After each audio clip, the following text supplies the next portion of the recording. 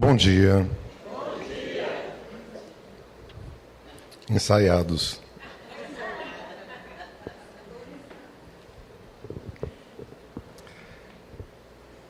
Graças a Deus. Graças a Deus nós estamos em Colatina novamente. Graças a Deus nós podemos conversar durante alguns instantes.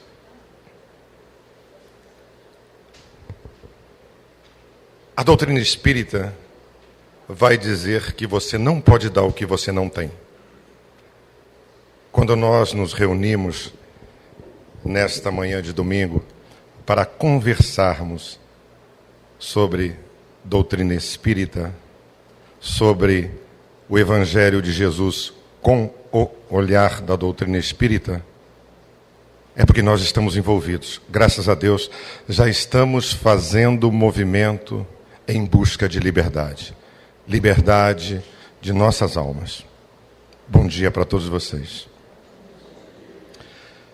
Tem alguém que está vindo na casa espírita pela primeira vez? Na causa espírita pela primeira vez? A senhora? Não? Oi? A senhora? Nós fazemos essa pergunta porque às vezes nós utilizamos determinadas palavras que não são comuns em nossos dias, né? Só para a gente fazer um filtro. Algum tempo atrás, o companheiro Virgílio nos convidou para voltarmos a casa para conversarmos sobre um tema do Evangelho que é a vida futura. E a gente veio aqui fazer isso hoje.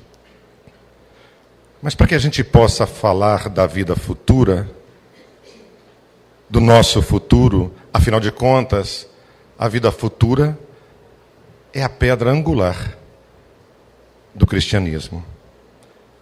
Nós precisamos ter uma identidade para compreender essa pedra angular. Nós precisamos dessa identidade. O que é uma identidade? Para nós espíritas, não é isso que nós estamos fazendo agora. Não é isso que nós representamos agora. Deixa eu ser mais claro. Em um determinado dia, o Cândido Chico Xavier perguntou ao senhor Carlos: Carlos, você sente muitas saudades da Alemanha, não sente? Sinto. Carlos, você sente mais saudade da Boêmia ou da Bavária? E o Carlos ficou pensativo. Parêntese. Quem é Carlos? Carlos é um companheiro que um dia, por ter a ausência num acidente de seus familiares, procurou o Cândido Chico Xavier, pedindo consolo e conforto para a sua dor. E o Chico trouxe, através das suas palavras, através de mensagem, esse conforto para a sua dor. Mostrou para ele a plenitude, mostrou a ele a continuidade da vida. E ele ficou muito agradecido e disse assim a Chico: Chico, eu gostaria de trabalhar com você, eu gostaria de trabalhar na tua causa, na casa espírita. Como é que eu faço? Aí, Chico, eu vou falar com Emmanuel e depois eu comento com você. Passando 2 dias, Chico procura Carlos e diz: olha, Carlos, eu já tenho uma resposta. Você está empregado. Mas eu quero que você saiba que Emmanuel mandou um recado para você. Em nossa casa, em nossa causa, é preciso trabalho, trabalho, trabalho. Ou seja, disciplina, disciplina, disciplina. E o Carlos passa a fazer para o movimento espírita aquelas mensagens espíritas. As pessoas que já frequentam casas, grupos espíritas há bastante tempo, vão lembrar que no passado era muito comum você chegar nas casas e receber mensagens espíritas. Então o seu Carlos, que era dono de uma gráfica, passa a fazer essas mensagens e a distribuir. É assim que nascem essas mensagens em nosso movimento no Brasil. Fechamos o parênteses. Então, Carlos, de onde você sente saudade? Aonde está o seu passado? Na Boêmia ou na Bavária? E ele diz, olha, tem horas que é na Boêmia, na Bavária. Eu sinto uma saudade enorme, lá está o meu passado. E o Chico diz, não. O teu passado está todo dentro de você, não está lá. Quando o Chico fala isso, ele está dizendo para mim, está dizendo para nós, que nós somos espíritos. A nossa identidade é espiritual. Nós estamos aqui durante um determinado período que teve começo, meio e fim. A nossa vida é espiritual. Nós somos um espírito numa experiência física. Nós vamos ficar aqui, mas as pessoas de quem nós gostamos morarão sempre dentro de nós.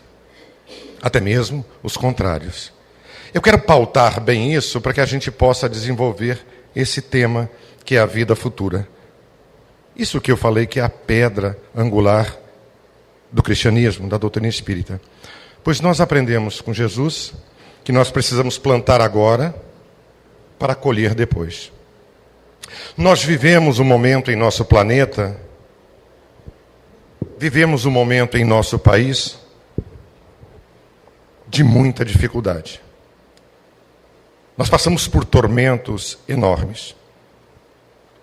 Nós percebemos quando ligamos a nossa televisão ou vamos para a internet a quantidade de acidentes, atos violentos que acontecem a todo instante. Por exemplo, se nós saímos de casa hoje de manhã e já vimos as manchetes, não se preocupe, ao voltar terão novas.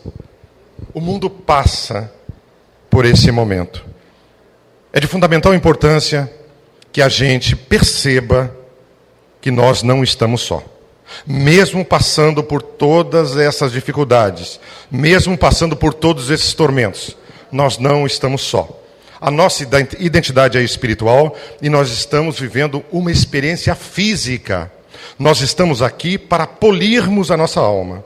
Nós estamos aqui com o objetivo de ganharmos a nossa liberdade, ou seja, sublimarmos os nossos sentimentos e despertarmos as nossas consciências, o nosso lado intelectual, moral, ético e espiritual. Ganhar essa bagagem, voltar para a nossa casa de origem, que é a erraticidade, o mundo espiritual, depois a gente volta para cá de novo.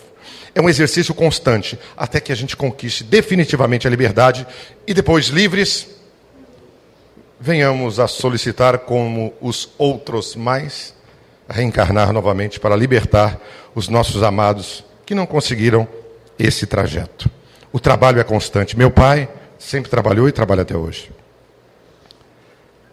Hoje, quando nós enfrentamos tamanhas dificuldades, nós precisamos observar a fala do companheiro Haroldo Dutra.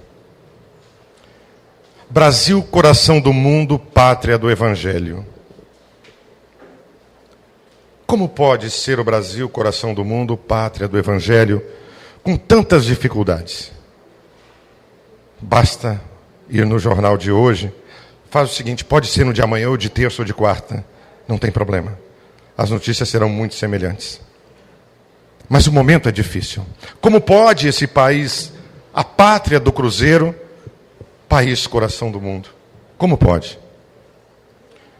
Na interpretação do Sr. Haroldo, ele vai dizer o seguinte, que um dia, há muito tempo atrás, os espíritos que trabalhavam na codificação kardeciana, junto com Kardec, o espírito de Ismael, São Luís, Ismael, governante espiritual do nosso país, São Luís, governante espiritual da França, mentor espiritual, trabalhador ao lado de Kardec, se reúnem sob a orientação do Cristo, para dar um direcionamento à pátria do Cruzeiro.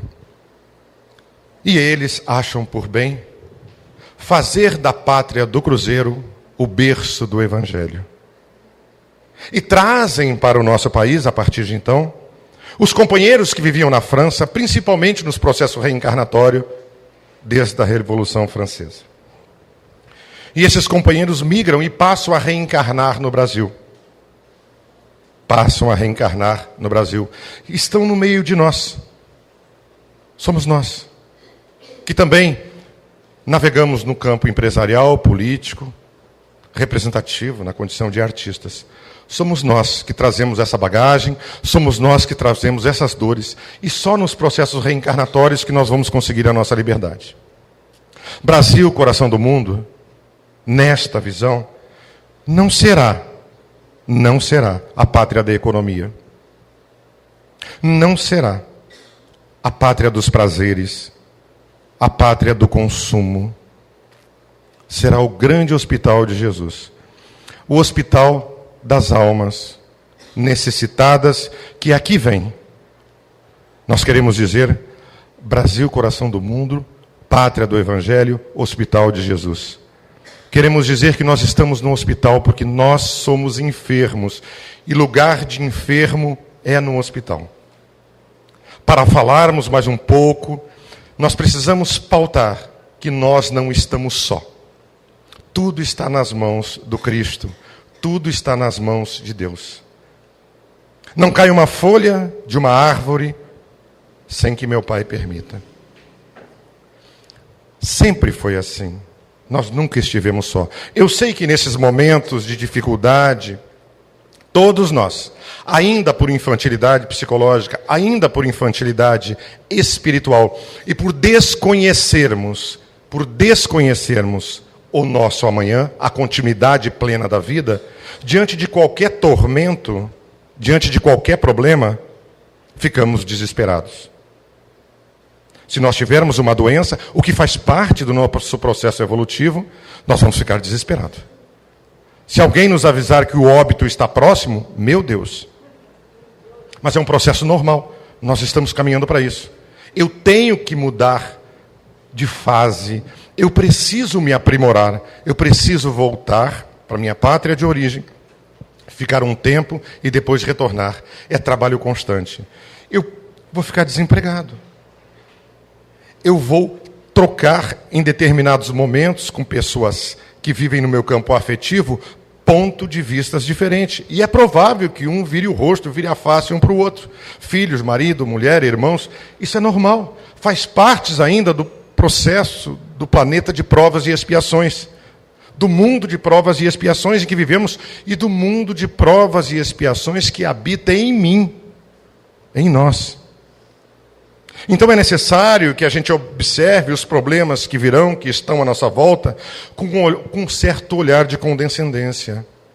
É necessário que a gente tenha o otimismo e confie no amanhã. Nós temos um amanhã. Nós temos uma vida que vai continuar independente da nossa condição física. Condição física que nós não sabemos quando vai cessar. Mas nós vamos voltar para casa e vamos nos encontrar com aqueles que nos são caros dentro da nossa conjuntura afetiva. Nós estamos fadados a ver a face de Deus. Isso é imperativo da lei. Quem vai determinar o tempo de trajeto é cada um de nós, fazendo a nossa reforma interior. É eu comigo mesmo. Eu preciso qualificar as minhas virtudes. Eu preciso desenvolver virtudes. Eu preciso questionar as minhas atitudes. Eu preciso ver o meu silêncio, a minha capacidade de ouvir e compreender. Eu preciso despertar para bem saber viver. Eu preciso compreender a tua dificuldade. Eu preciso despertar em mim o desejo do bem, do belo, do bom. É assim que eu caminho para a paz. É assim que depois da paz eu encontro a felicidade.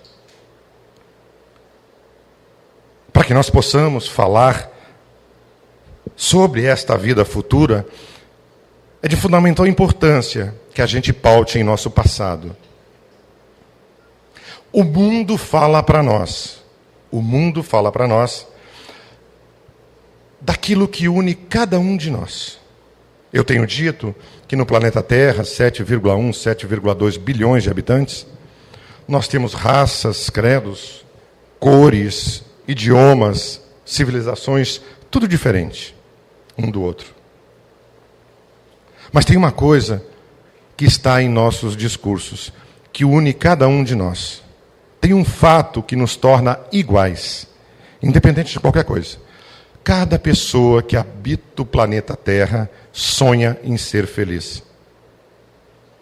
A literatura espiritual vai falar que nós somos aproximadamente 3 vezes maior, ou seja, a quantidade de desencarnados é aproximadamente 3 vezes maior que a de encarnados.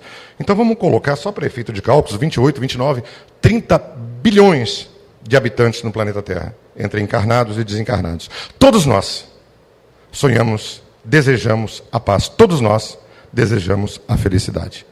Isso nos une. De alguma forma, de acordo com a nossa maturidade, interpretação daquele instante, nós desejamos isso. Cada um olha, cada um quer a felicidade de um jeito. Mas nós queremos a felicidade.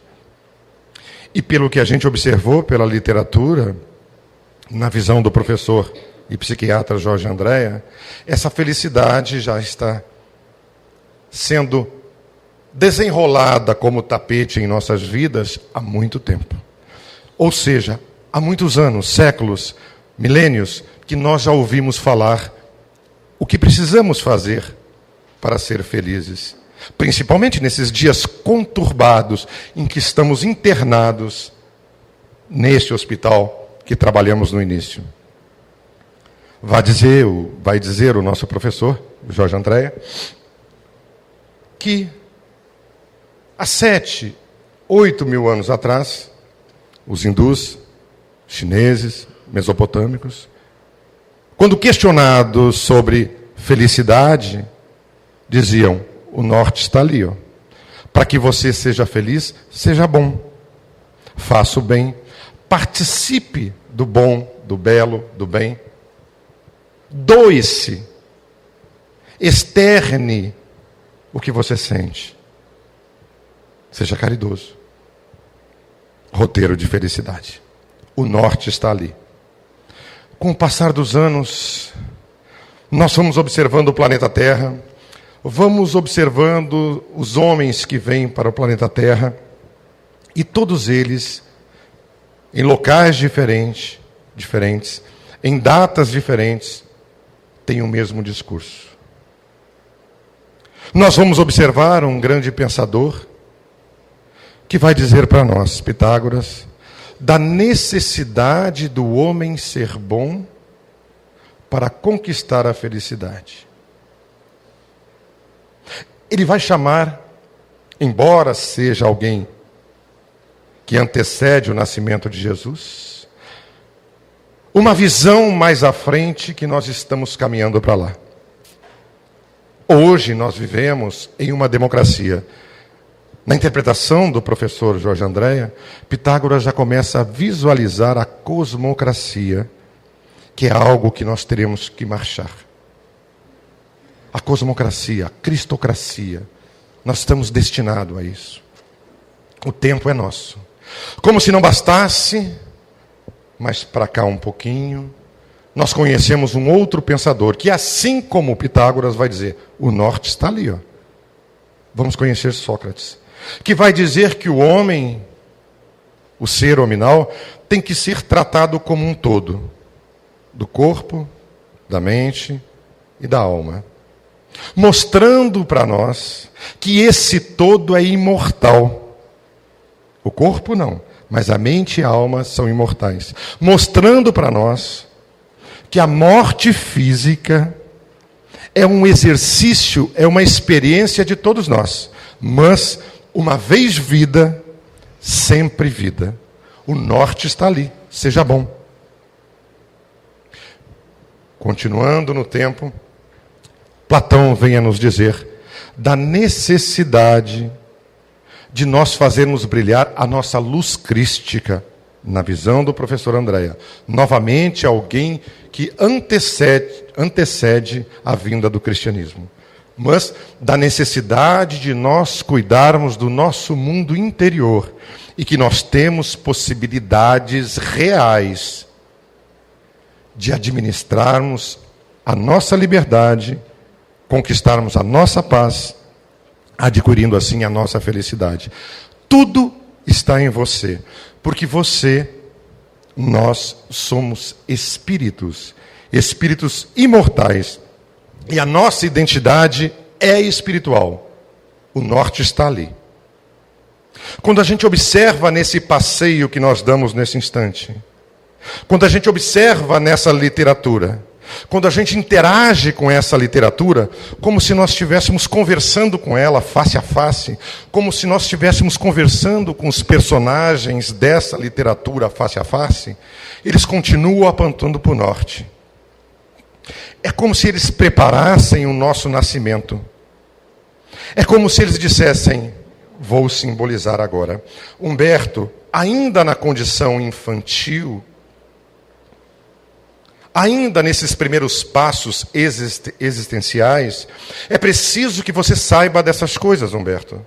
É preciso que você amadureça essas coisas e plante essa semente dentro de você, para que isso, com o passar do tempo, possa florescer e despertar. O mundo não dá saltos. As escadas são degrau a degrau. Nós precisamos ter paciência. Precisamos ter cuidado. E hoje nós estamos amadurecidos para isso. Nós estamos mudando de milênio. Então eles vieram plantando, vieram conversando conosco a partir dos tempos. E sempre apontando: o norte está ali. Nós nunca estivemos só. Sempre nós recebemos a mão do Criador nos apontando como agir para conseguirmos a nossa tão sonhada felicidade, ou seja, a paz que cada um de nós deseja. No momento em que nós ficamos aparentemente só, Deus percebendo através de Jesus, plenamente afinizado com o Criador, percebendo a nossa necessidade, convida Moisés a vir ficar conosco. Nós, já crianças, nesses passos, olhamos para Moisés. E ele vai dizer assim para a gente: olha, é preciso que vocês temam a Deus. Pois, se vocês temerem a Deus, Deus vai ficar ao teu lado. Deus vai cuidar de você. Se você temer a Deus, o teu gado não terá a peste. Se você temer a Deus, terá chuva, e a tua agricultura, alimentação, será farta. Se você temer a Deus, a tua família será ampla, será plena. Se você temer a Deus, quando você for à guerra, ao embate, às lutas, Deus vai estar com você e você sairá vencedor. Nesse momento em que Moisés explica isso para nós, explica isso para mim, e mostra o norte está ali, é porque nesse momento eu só tenho condições de entender dessa forma.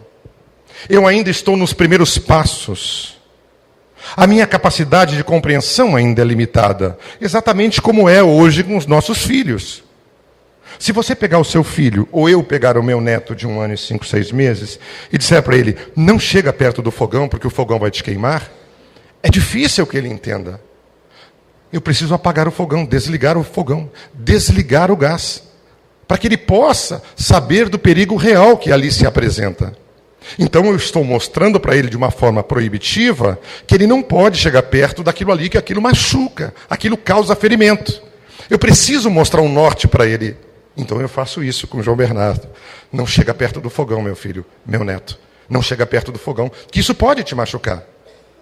Como é que eu vou chegar para uma criança tão pequena, com 1 ano e 5 meses, e dizer: olha, aquele fogão é feito a energia, é feito a gás. Ali nós cozinhamos a nossa alimentação. Naquela chama tão bonita, tão brilhante, pode machucar o teu dedo. Ele não vai entender, porque ele nem pronuncia palavras ainda. Ele está no tatá, vovó, vovô. São os primeiros passos, papai e mamãe. Ele não teria como absorver isso. Então eu preciso desligar a chama e preciso desligar o gás por motivo de segurança. Moisés fez isso conosco.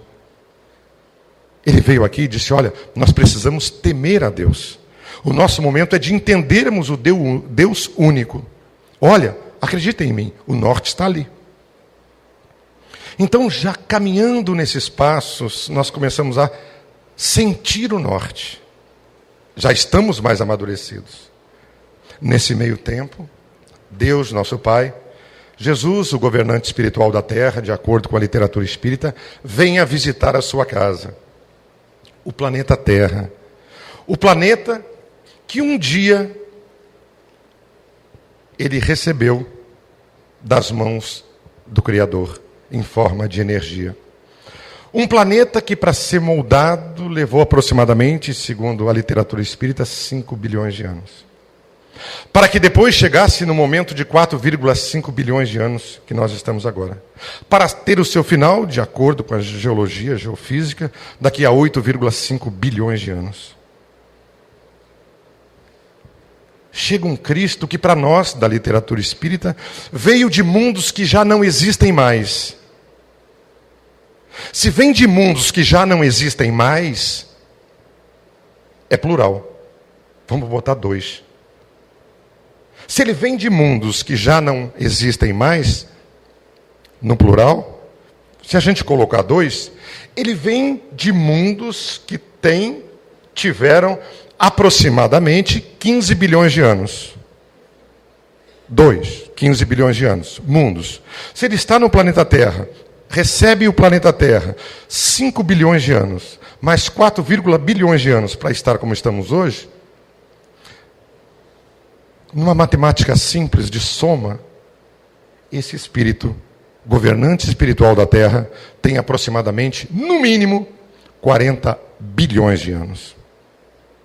Esse Cristo vem até nós. Vem trazer para nós, porque já estamos nesses passos, o roteiro de felicidade. E ele vem, nos chama e diz: olha, para que você seja feliz, você precisa construir a paz. E a minha paz eu te dou. Aí eu, humanidade, digo para ele: como assim construir a minha paz? Como assim? Os romanos não vão deixar. E ele vai dizer para mim: olha, para mim, humanidade, olha, é necessário que você perdoe incondicionalmente. É necessário que quando mandarem você dar 1000 passos, você dê 2000, 3, 4. É necessário que você ame também ou mais os seus inimigos, seus adversários. Como eu posso fazer isso? Como eu posso amar os meus inimigos? Senhor, eu não posso, mas é necessário. É isso que eu vos digo. Como eu vou amar os romanos? Quem são os romanos? Aqueles que foram lá na minha casa, tomaram a minha mulher, tomaram meu marido, tomaram meus filhos, tomaram a minha terra, tomaram a minha cultura, tomaram tudo e me fizeram escravos. Como eu vou amar esse povo? Jesus, eu não posso te entender. Eu ainda não estou pronto. Mas eu sou um espírito andarilho do tempo. Embora o Cristo prometido tenha dito: o norte está ali, Humberto, humanidade, o norte está ali, eu me fiz ausente. Porque eu não posso entender essas coisas. Eu estou sofrendo no meu corpo físico as dores que eles estão fazendo comigo. Eu não entendo isso. Eu acho isso injustiça. Eu chego até a pensar que Deus esqueceu de mim. Tamanha minha dor. Mas ele diz: olha, a liberdade é o amanhã, é a vida futura. A liberdade é da tua alma. Tenha calma. É na paciência que eu vou conquistar a tua alma. O mundo que você está é um mundo de aflições. O mundo que vocês estão é um mundo de provas. É um mundo de espinhos. E vocês vão ficar aí, Humberto, até pagarem o último centavo, o último centil das dores que vocês causaram.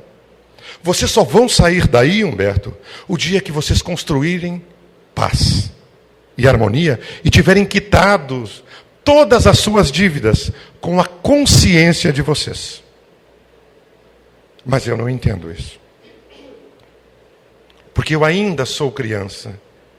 Porque eu ainda caminho de forma infantil, tal qual o exemplo que eu citei de meu neto. O tempo vai passando, a solidão me acompanha e eu continuo lutando para existir. Ora no plano físico, na condição de encarnado, e ora no plano extrafísico, na conjuntura espiritual. Espírito, perispírito.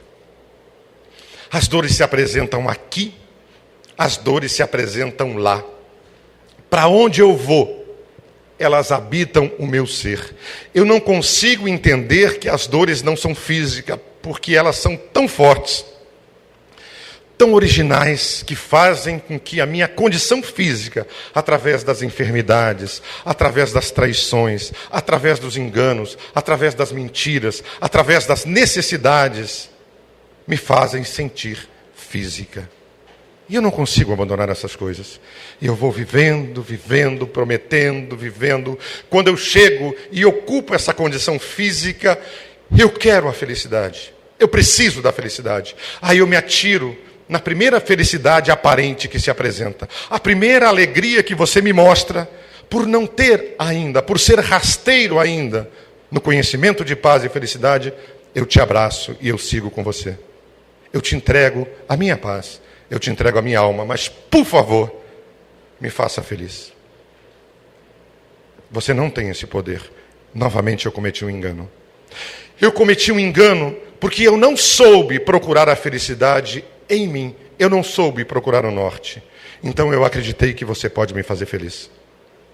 Eu não entendi que a vida é compartilhar.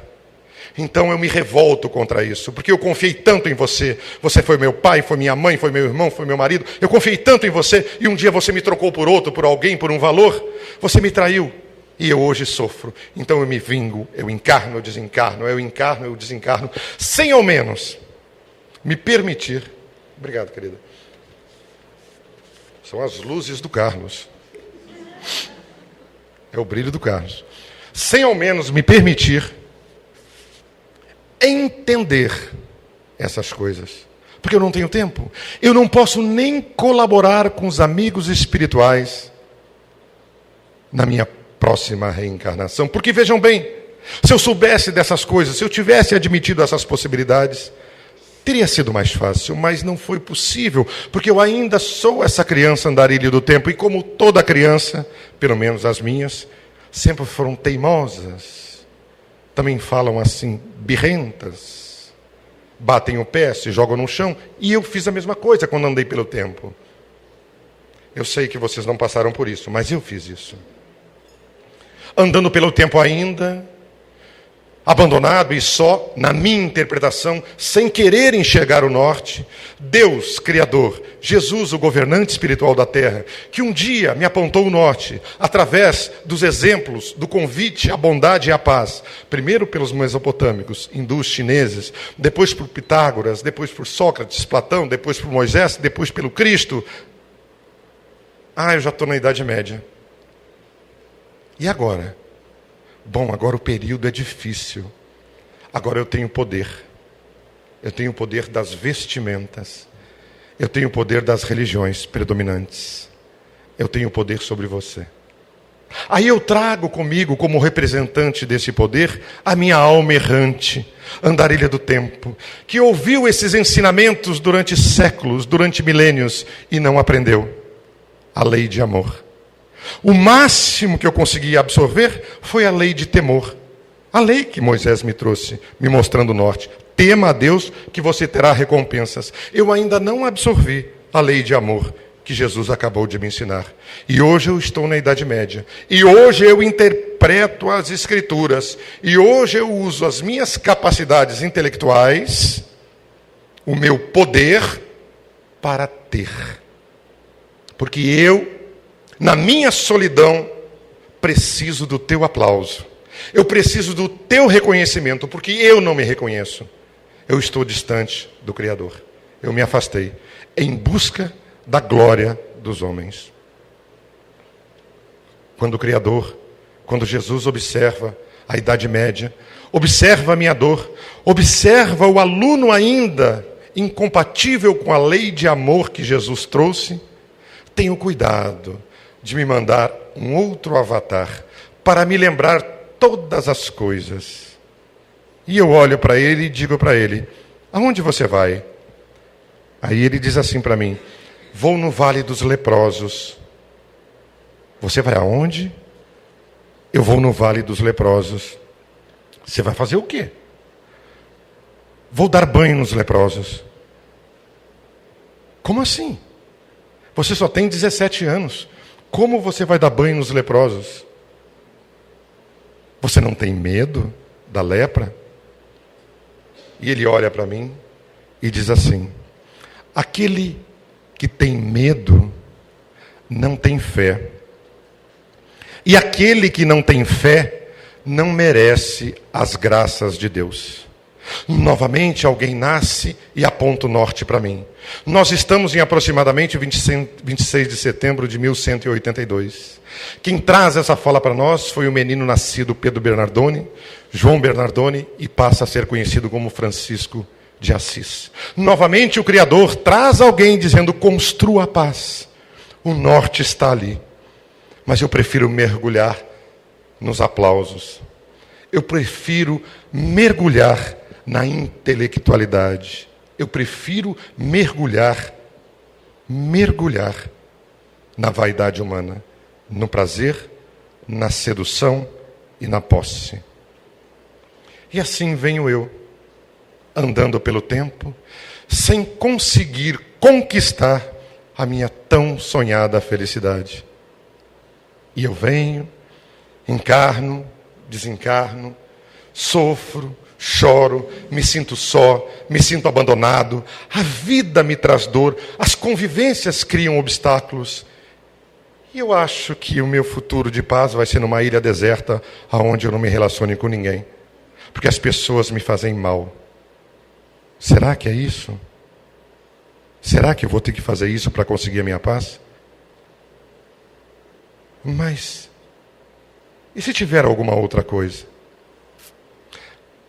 Andando mais um pouco para frente, em nossos tempos, o Criador, Deus nosso Pai, Jesus, o mestre amigo de todas as horas, convida a vir a estar conosco, porque agora nós já somos mais jovens, mais amadurecidos, com capacidade maior de entendimento e compreensão. Nos chama Hippolyte Léon Denisard Rivail, nós conhecemos como Allan Kardec. E Kardec vem a falar de todas as coisas. Kardec vem mostrar para a gente a vida futura. Humberto, humanidade, simbolizando: vem cá, quero falar com você, senta que eu vou te explicar. E eu olho e digo: o que é? Você não entendeu? Eu falei: não, foi muito difícil, eu não consegui. Observe, Deus mandou todos para te dizerem como você tem que fazer para ser feliz. Trabalhe a tua paz, eis o norte. Mandou até Jesus, o seu amor, em forma de homem, para que você pudesse ser feliz.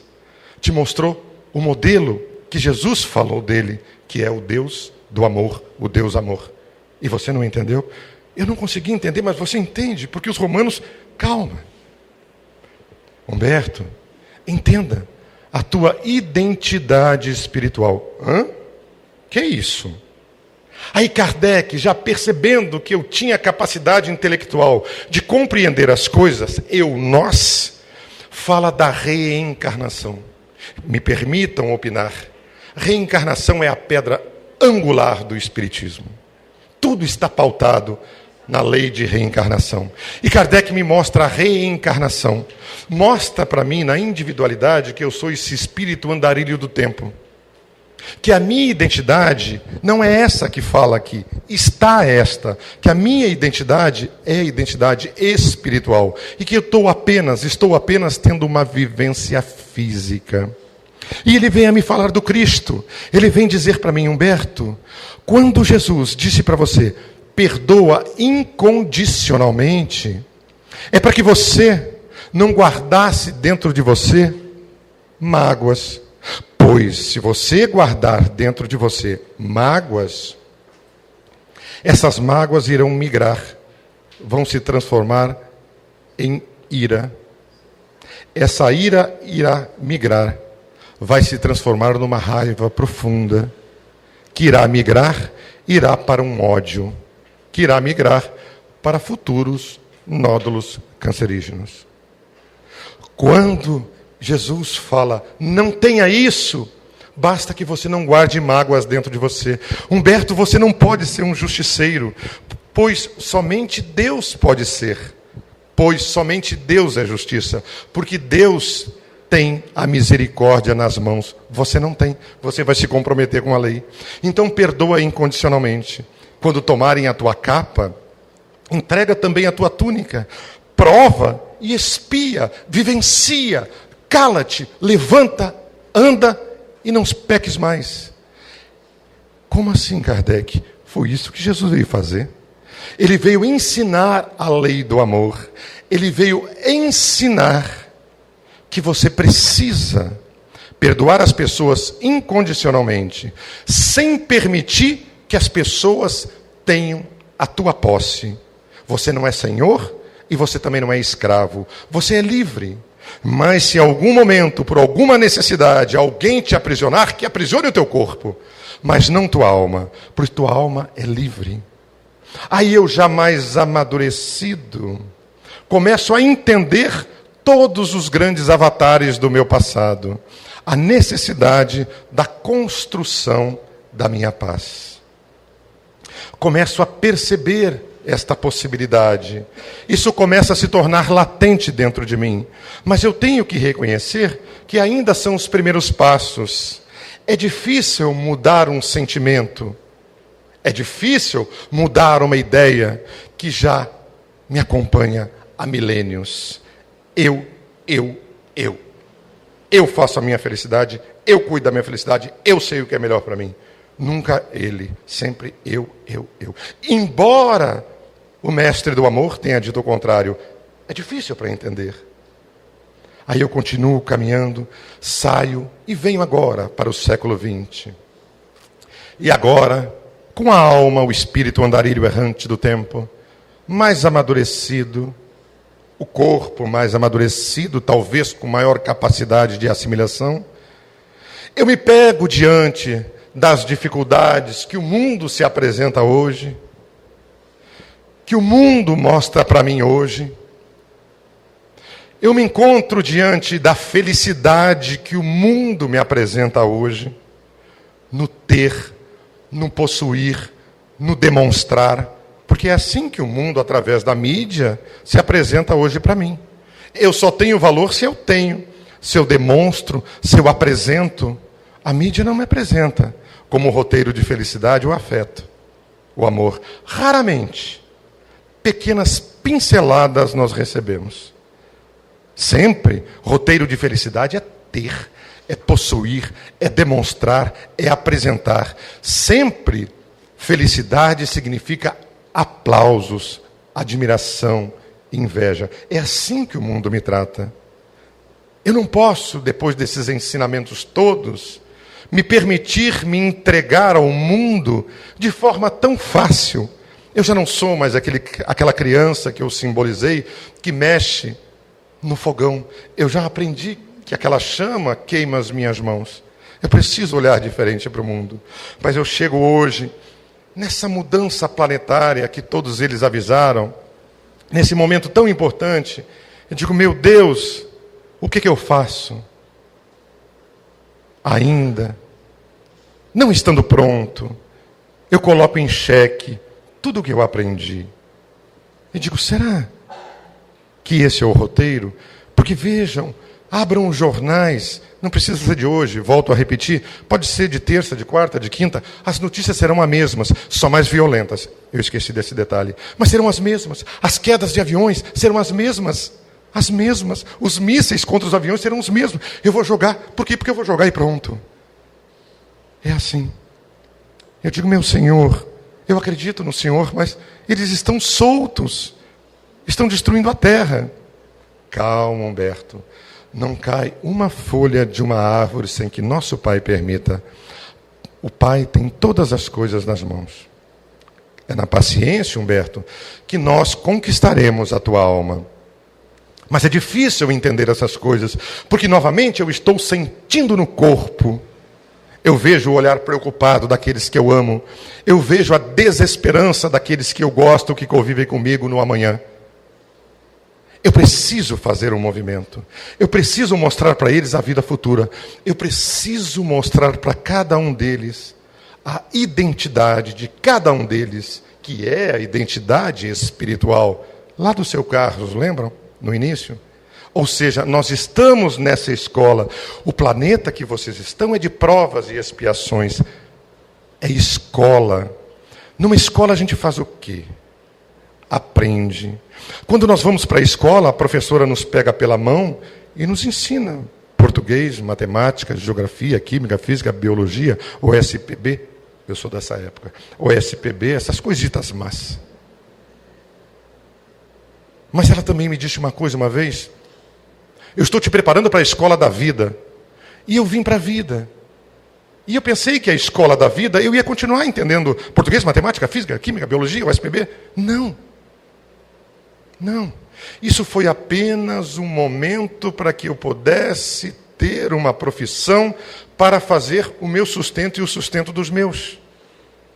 A escola da vida me dá outras matérias, outra temática. Na escola da vida é a escola da afetividade, do encontro, do desencontro. As matérias que aqui caem para que sejam resolvidas no meu interior e não mais nos papéis ou nos computadores, são as matérias do afeto.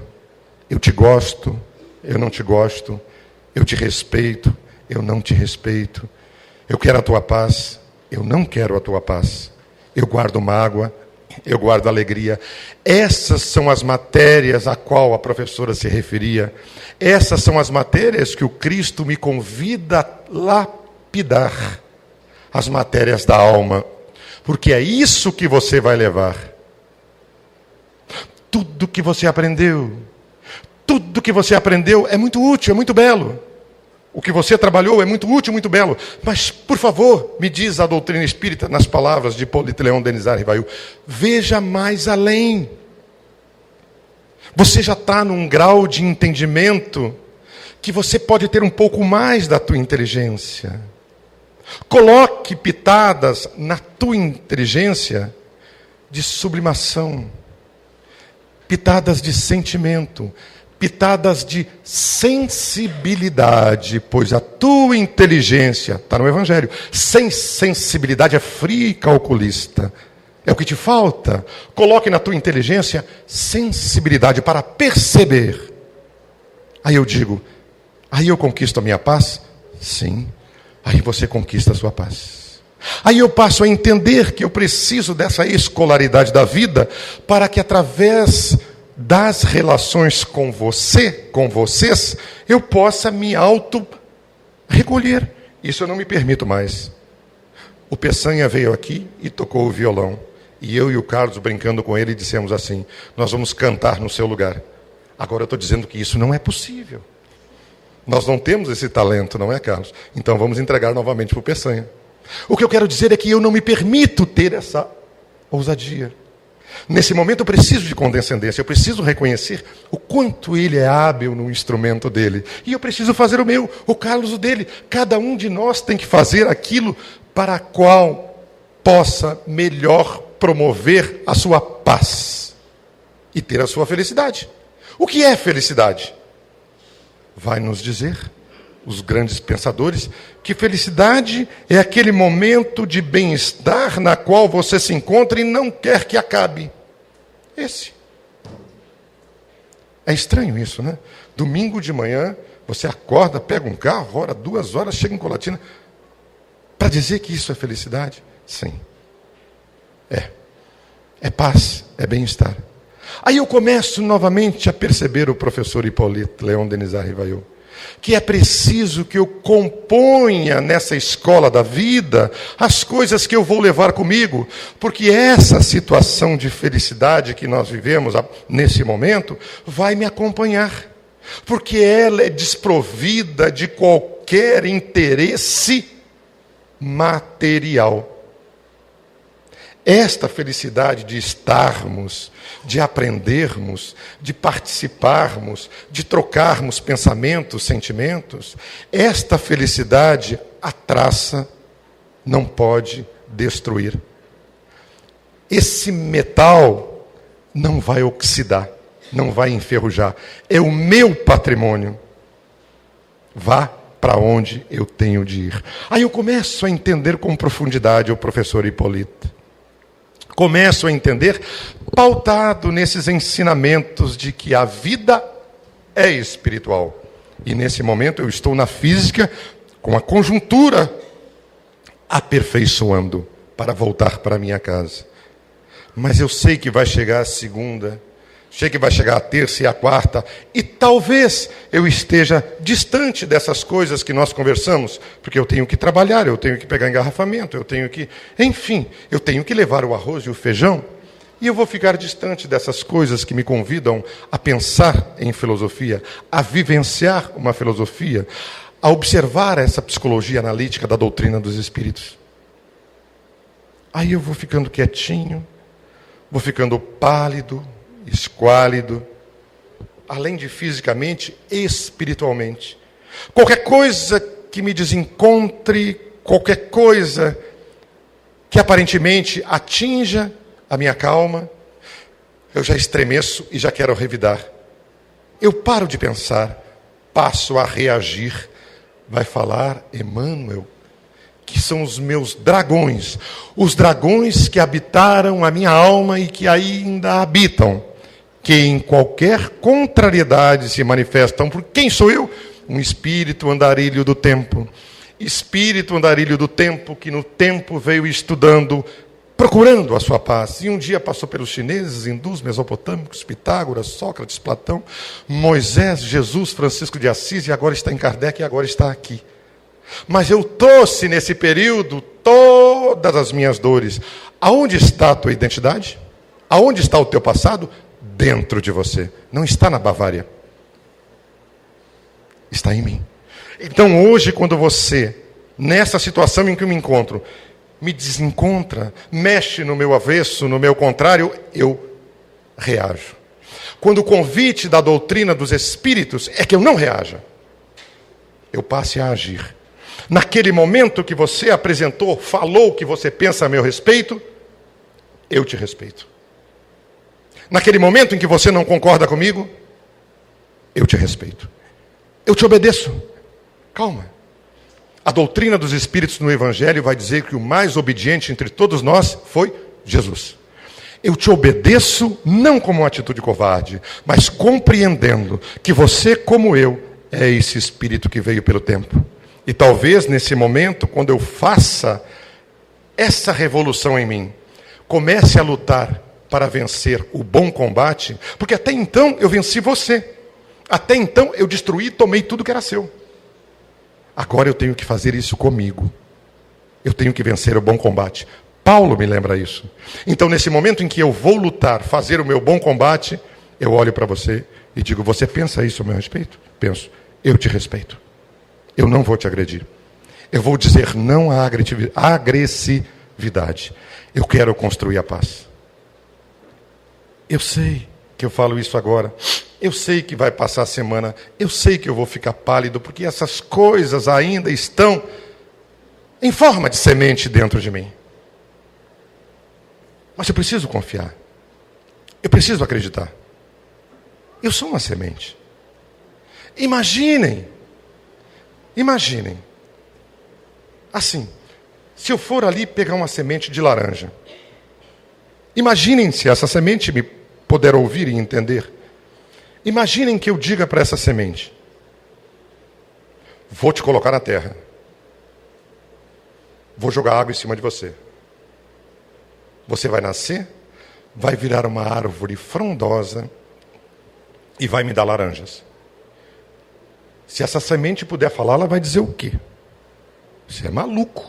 Você vai me enterrar, jogar água, e eu ainda vou ter que nascer para te dar flores e frutos? Você está maluco. Mas eu sei, pela minha maturidade espiritual, que isso é um fato. Eu preciso utilizar isso a meu favor. Eu preciso utilizar esse sentimento de compreensão, essa inteligência que eu estou aliando à sensibilidade, senão ela é fria. Inteligência aliada a uma sensibilidade é igual a sabedoria. aquece. Eu preciso aquecer minha alma.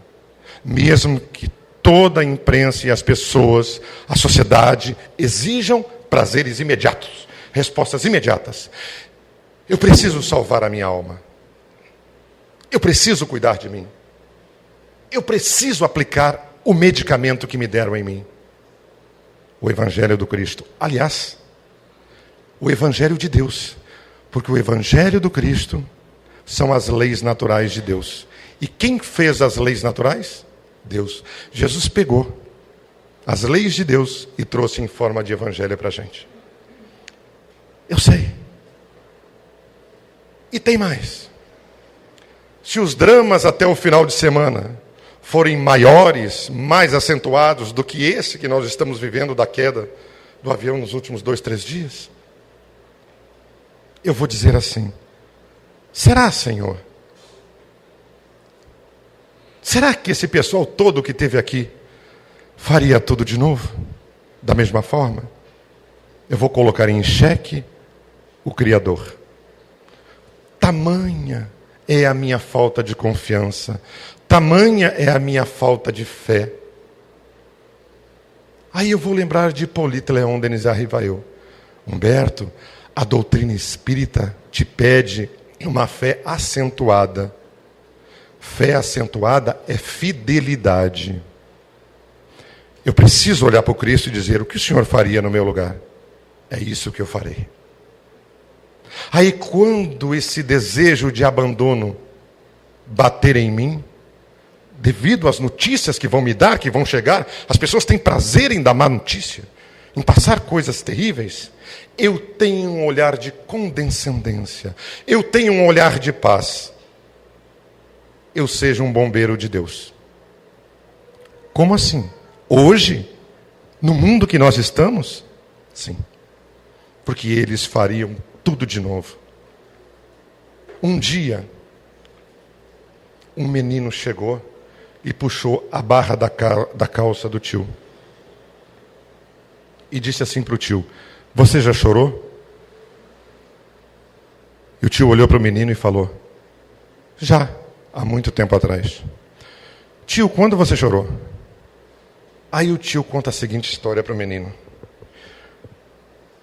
Quando eu era criança, pré-adolescente, já mais para jovem, adolescente, eu conheci uma menina chamada Valéria. E essa menina chamada Valéria era paraplégica. E essa menina ouvia muito distante e não falava. Mal emitia um som. E eu visitava essa menina todo sábado. Eu levava biscoito, levava bala, um sábado sim, bolacha, um sábado não. Todo sábado eu trabalhava a semana toda, eu levava uma bala, um biscoito para essa criança, para essa menina. E eu era encantado com Valéria. E eu chegava na casa de Valéria, eu trouxe isso para você. E os olhos de Valéria brilhavam. E eu ficava feliz. E ia embora. E eu fiz isso, fui fazendo isso, tanto tempo, que eu nem sei mais. Até que um dia, eu me preparava num sábado para ir novamente à casa de Valéria. E naquele dia meu peito palpitou e disse assim: Valéria pode falar. Falei: meu Deus, será que ela pode? Sabe aquele desejo ardente que você tem de ver o outro pronunciar um som? Naquele dia eu sabia que Valéria ia falar. Algo me dizia. E eu corri para a casa de Valéria com os meus pacotinhos de sempre. Entreguei para ela na cadeira de rodas. E disse: Valéria, eu acho que você pode falar. Uma palavra, Valéria. Você pode falar uma palavra? Ela me olhou. Aí eu tive certeza que sim. Aí eu falei: Valéria, apenas uma palavra, por favor. Uma palavra. Olhe para mim, Valéria. Uma palavra. Lembre de Jesus. Jesus esteve conosco na terra. Jesus, o Mestre, curou os enfermos, os enlouquecidos, obsediados, os surdos, cegos, paralíticos. Jesus, com seu magnetismo, curou a todos eles com seu amor. Valéria, fale uma palavra só. Uma só. Diga Jesus. Ela me olhou. E eu soube. Uma palavra só. Jesus. Aí Valéria me olhou, meu sobrinho, e disse assim: Jesus. Oh, meu sobrinho. Chorei. Nesse dia eu chorei. Chorei. Andei casa dentro, peguei a irmã de Valéria pela mão, falei, corre, corre, vem aqui, Valéria está falando. A irmã dela me olhou sem jeito, mas foi. Chegando na frente de Valéria, digo, fale o que você disse para mim. Aí Valéria olhou para ela, olhou para mim e disse, Jesus, eu chorei, sobrinho. Nesse dia eu chorei. Chorei. Fui embora. Passou a semana, eu me preparei mais uma vez para voltar com meus pacotinhos à casa de Valéria. Mas no final de semana, antes de chegar o dia, eu soube da notícia. Valéria morreu. Valéria desencarnou. Faleceu. Paciência. Voltou para casa, eu sou espírita. Voltou para casa. Voltou para casa do pai, por merecimento, voltou para casa do pai. Porque aqui são os grilhões, aqui são as prisões, aqui são as limitações, me diz a doutrina espírita. Então agora ela é um espírito livre. E o espírito livre vai aonde pensa, aonde sente. É Jesus que fala isso. Valéria é livre, graças a Deus. Meu sobrinho, o tempo passou, eu envelheci, perdi meus cabelos. Com a idade avançada, as doenças da experiência vieram a me visitar. E um dia, deitado em minha cama à noite, me preparando para dormir, faço uma leitura habitual do Evangelho, faço uma prece. Quando vou desligar a luz para dormir, olho para a porta. Atravessa pela porta uma senhora. Aí eu vi que era um espírito, porque passou pela porta, eu sou médium. Aí o espírito veio na minha direção e eu olhei e falei, uma senhora, o que será que ela quer? Eu não conhecia aquela senhora bonita. Do peito dela saiu um jato de luz. E eu falei, nossa, é um espírito nobre, o que será que ele quer comigo? Aí ela veio, me olhou, colocou as duas mãos no meu peito, fez silêncio, virou as costas e foi embora. Não falei nada. No segundo, terceiro, quarto, quinto dia, o espírito fez a mesma coisa. Eu não falei nada. 30 dias ela fez todo dia a mesma coisa. Eu li o Evangelho, fazia minha prece e já olhava para a porta. Ela passava pela porta, vinha até meu peito com as duas mãos e ia embora. 30 dias depois, eu tive o meu primeiro infarto. Passei mal, fui hospitalizado, quase desencarnei. Mas não era hora, não tinha merecimento ainda, voltei a ter. E nesse voltar a ter, quando eu volto para minha casa, me preparo à noite para dormir, mexo no meu Evangelho novamente faço uma prece, olho para a porta, como que a adivinhar. Nisso o espírito passa e entra pela porta. E eu penso, ela voltou. Mas eu não digo uma palavra, eu me mantenho em silêncio. Aí ela vem novamente até onde eu estou, com as duas mãos, faz assim. Silencia e vai embora. Quando ela está indo, eu tomo coragem, me encho de coragem, digo, por favor, não vá. E ela se vira e me olha. Eu digo, por favor, só um minuto. Pois não. A senhora sabia que eu ia ter um infarto, não sabia? Sabia. Então a senhora ficou esses 30 dias me aplicando passe para me fortalecer, para que eu sobrevivesse ao infarto? Sim. Meu Deus. Quem é a senhora que faz isso por mim? Como assim? Você não me conhece? Bom, a senhora me desculpe, eu já tenho uma certa idade, a memória já não é a mesma, eu não tenho lembranças. Mas como você não me conhece se nós somos amigos há tanto tempo? Eu digo, olha, por favor, a senhora me desculpe, eu não tenho lembranças. Aí ela sorriu, abriu os braços e disse para mim, Jesus. Aí eu chorei. Era a Valéria, plenamente recuperada, plenamente. Quando eu digo isso para vocês, nesse momento em que nós vamos passar mais uma semana, nesse momento em que nós vamos pensar de novo que tudo não vai dar certo, que as nossas almas estão ficando pálidas, esquálidas, é para dizer que esse fato é verídico, que eles fariam tudo de novo, o norte está ali. Esse espírito que passa por essa experiência vivenciou as nossas dores nos nossos dias atuais. Eu estou me referindo ao Cândido Chico Xavier. Essa história de Valéria faz parte da vida do Cândido Xavier.